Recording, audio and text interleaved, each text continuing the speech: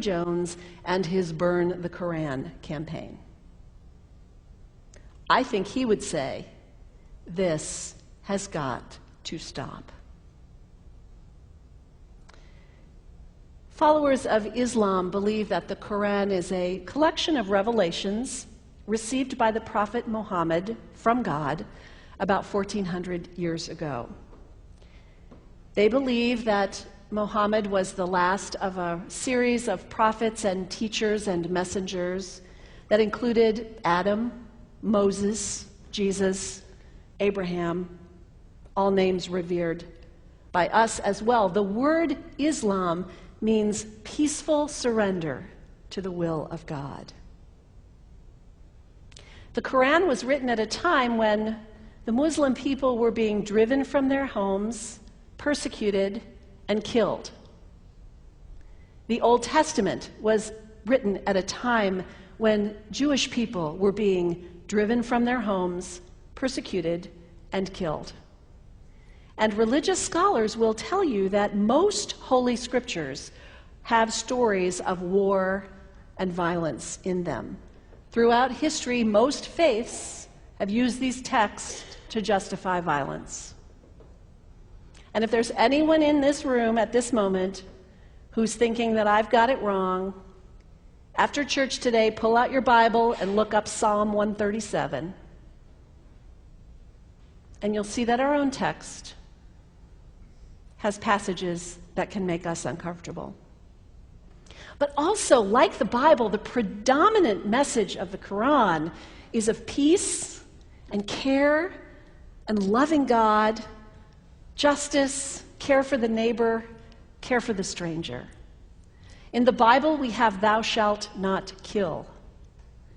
In the Quran, we have whoever kills another, surely he is killing all of humanity.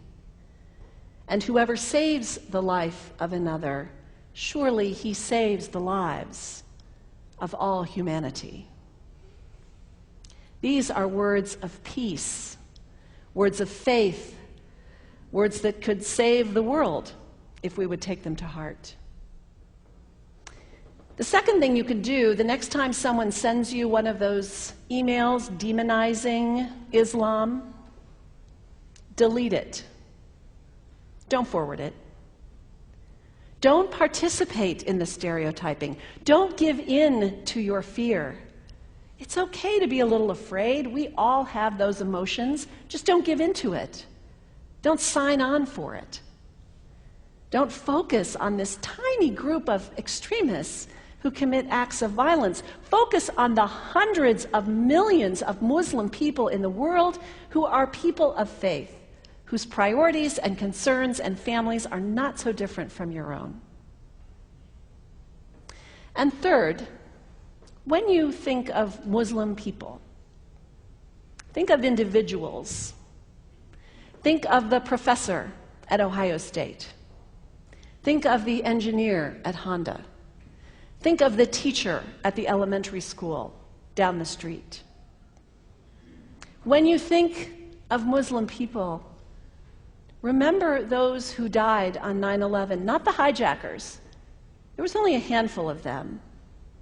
Remember Mohammed Sunhami Hamandi. He was born in Pakistan. He came to the United States as a small child with his parents. He played high school football. He went to college. He became a part-time ambulance driver.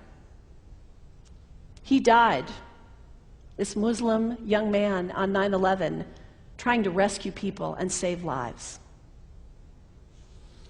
When you think of Muslim people, remember Mohammed Salahuddin Cloudhurry. He was a waiter at Windows on the World, which was at the top of the World Trade Center. He died that day. His wife had their baby 2 days later. When you think of Muslim people, remember Rama Salih. She was a woman, 28 years old. Her neighbors described her as fun and outgoing and generous. And she died on American Airlines Flight 11, 7 months pregnant with her first child. Remember the founder of the Islamic Circle of North America, who worked in the World Trade Center and also died on September 11th. That same group now is giving away tens of thousands of copies of the Quran in response to the campaign about burning the Quran.